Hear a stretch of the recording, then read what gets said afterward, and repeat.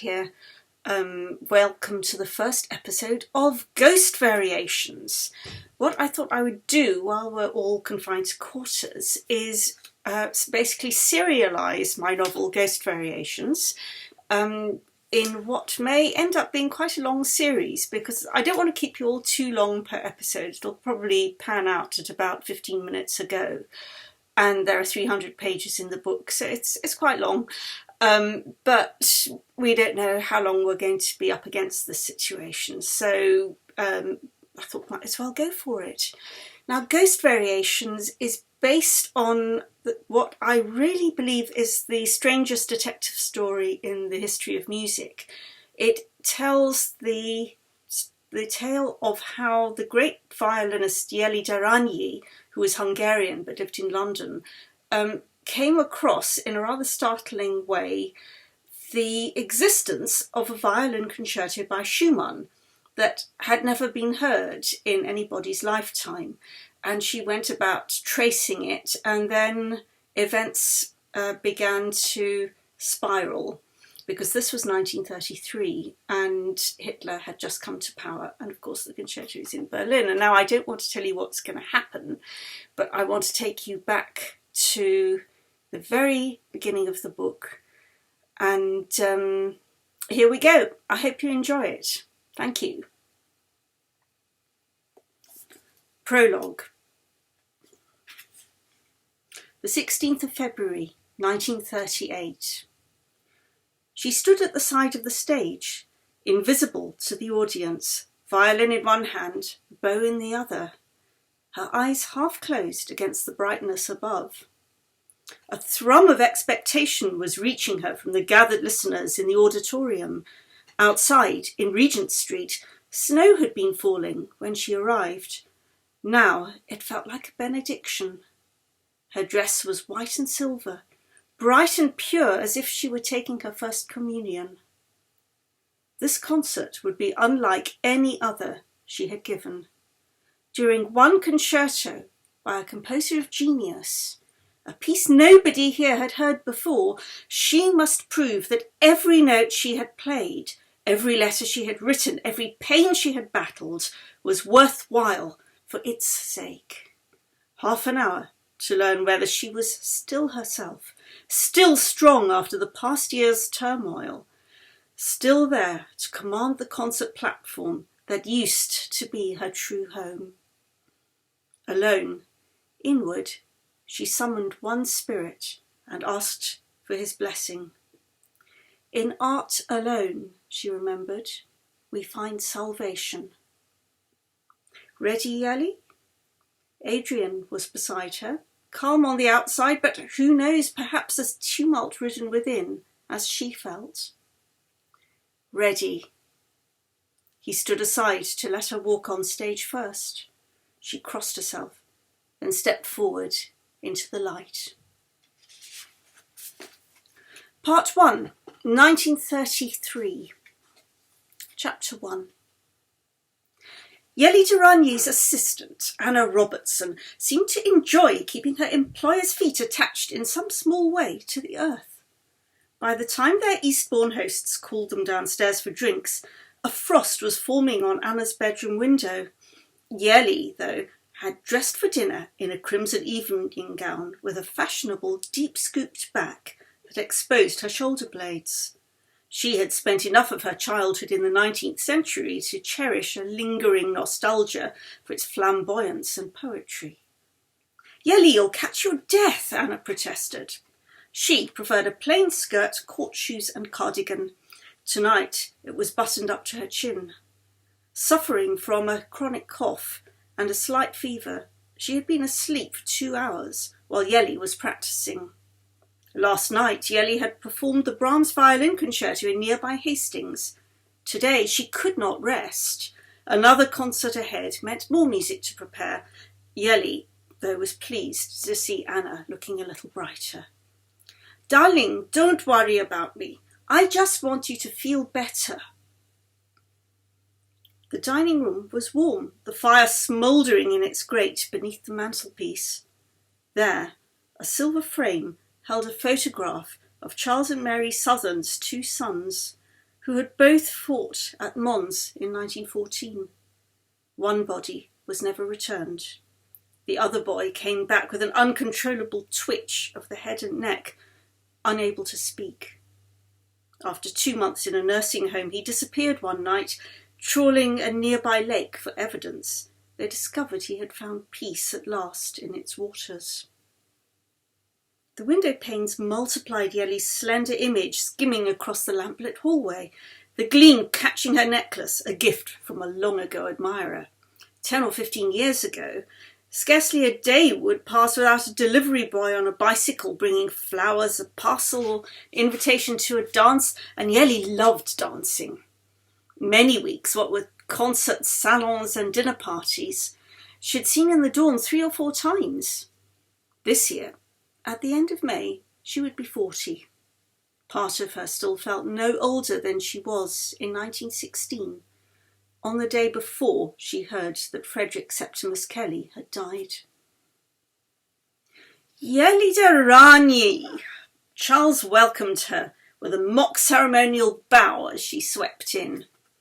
There she is, muse to Bartok, Ravel and Elgar, angel to Vaughan Williams and Holst, and no wonder you look positively scrumptious. And I'm a deeply grateful guest, as ever.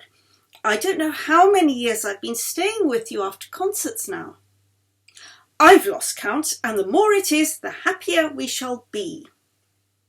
Charlie dear, are you flirting again? His wife Mary gave a tut that Jelly judged only semi-serious. Why don't you pour Jelly and Anna a nice glass of sherry? Goodness knows they've earned one. After they had eaten and the maid had cleared the plates, Charles sat back, a crystal decanter in front of him. So, ladies, what's after port? Cards? Charades? We could have a good session, as there are 4 of us, Mary suggested. It's always better with more people. Anna and Jelly exchanged glances. Mary likes to play the glass game, Jelly explained.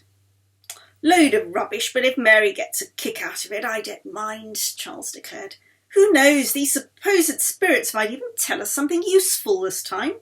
What shares we ought to buy, or how the economy is ever going to get out of this damnable hole. Don't swear, dear, said Mary. Jelly, Anna, will you play?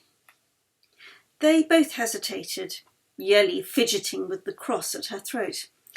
I've always felt it's just not quite right, she said. I find it too scary, Anna admitted. Adela sometimes wants me to join in, but I don't dare. But what harm can it do? Mary cajoled. It's only the glass game, not a séance. We're not spiritualists, anything but. And there's no ectoplasm or ghosts appearing to worry about. Why not join us? Just this once. Do humour her, dear Jelly, said Charles. Otherwise I'll be in for a double session tomorrow. Jelly looked from Charles to Mary and at Anna, who gave an almost imperceptible shrug. Just a few minutes, perhaps, she said. It seemed the polite solution. We can stop whenever you like, said Mary. She beamed at Jelly, then drew the curtains, closing out the world. Opening a drawer in her bureau, she brought out a well-used homemade Ouija board, its black print fading towards sepia.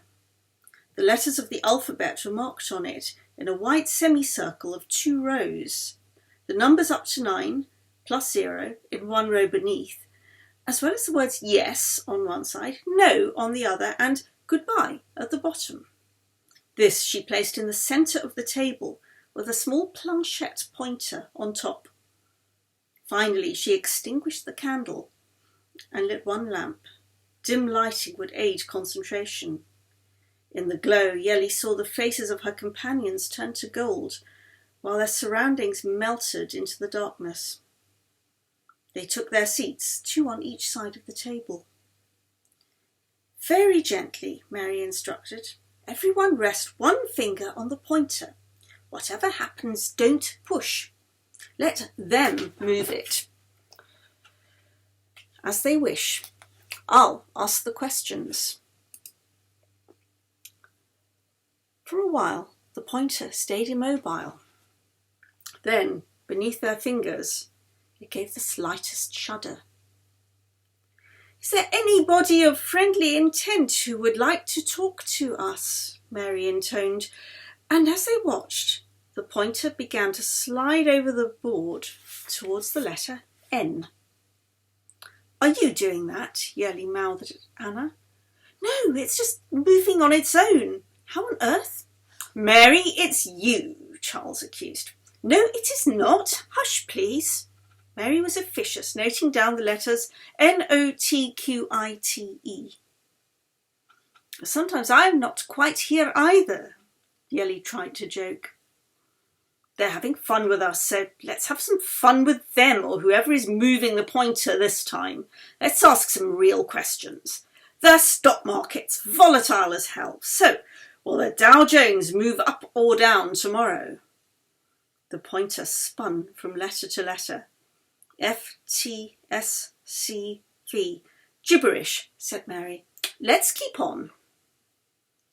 Yerli was indeed not quite there. A wall of tiredness had come upon her, the inevitable delayed reaction after the post-concert euphoria. She half followed the pointer beneath their fingers with scant concern for the outcome. The arrow glided to the letter A, then in succession to D-I-L-A. Yerli's stomach gave a flip. "Adila," she said. Yerli's sister, Adila, was, according to her friend Baron Erik Palmstierna, a psychic sensitive. For her, messages would come through unusually clearly and at considerable length, often whirling the glass along at high speed in English, French, German, or even perfect grammatical Hungarian. News of Adila's gift spread rapidly through those circles that interested themselves in psychical research. She would interpret the incoming messages while a minute taker, sometimes her husband, but more usually Erik, who was the Swedish minister in London, transcribed them one letter at a time. Yerli, living with Adila and her family, usually managed to avoid these sessions, finding them most uncomfortable when the messages made sense. Ill at ease with Erik, she would have preferred her sister's talents to be restricted to the violin. "What's Adila got to do with the stock market?" Charles demanded. The pointer chunted on letter by tortuous letter. "It seems to say something along the lines of, 'Adila is playing beautifully at this moment,'" Mary declared, reading back her transcript. "Yerli, is she?" No, Yerli insisted. "She has a concert today, but it was this afternoon, not this evening. You see, this is just a silly game." "Don't call them names," Mary said. "They don't like it." The pointer bowled off again, faster. The letter spelt Gad-you. "Glad? Who is it you are glad to see?" said Mary. "Is it Yerli?" The arrow meandered towards yes. Yerli pulled her hand away as if from spilt acid. "I'm sorry, I'm not happy doing this. I'll go to bed now, if you'll please forgive me." "I will too, if that's all right," Anna said quickly. Mary hesitated. Yerli seized the opportunity to throw her arms around the Southerns in turn, to bid them good night and to thank them profusely for taking such good care of her and her ailing assistant. "Now the mystery will remain," Charles said, as she made for the stairs. "Who knows what message might be waiting in heaven for Yerli Daranyi?" Anna paused on the landing. "Do you really believe in that glass game, Yerli?" she asked. Under her discomfort, Yerli pondered. "To be perfectly honest, no. And you?" "It's not that I don't believe in God, but I don't think I believe in this as well." "Good, let's get some sleep." Yerli kissed her assistant on both cheeks, then retreated to her guest room and welcomed solitude. Was it not simply wrong to disrupt the heaven-sent boundaries of our living dimension, and wrong to disturb the dead, even if they sometimes seem willing to be disturbed. Supposing the spirits were not who they claimed to be, but demons waiting to misguide or destroy you. And if a spirit was communicating in truth, how was she supposed to accept such a notion? How was anyone? She had grown extra resistant to the glass game since a message arrived purporting to be for her from Sepp Kelly. If Sepp wanted to speak to her from beyond the grave, she didn't want to know. It would not bring him back. Besides, she couldn't bear to imagine his bullish and uncompromising Australian spirit buzzing around someone's dining table like an invisible mosquito. Sepp had been blown up at the Battle of the Somme. If he was still present, if he loved her after all, precious little good it could do them now. At first, in the aftermath of the war, she added her tears to the outpourings of grief among her equally bereaved friends. For a time, they yearned to attempt reunion through any means there might be, glass or otherwise. With the passing years, the futility of it began to creep up on them. Life grew harder and bodies older, but nothing would bring back the departed. Now, trying in vain to sleep, Yerli was wishing she had gone straight home. Tomorrow, episode 2. Thank you very much for watching. Bye-bye.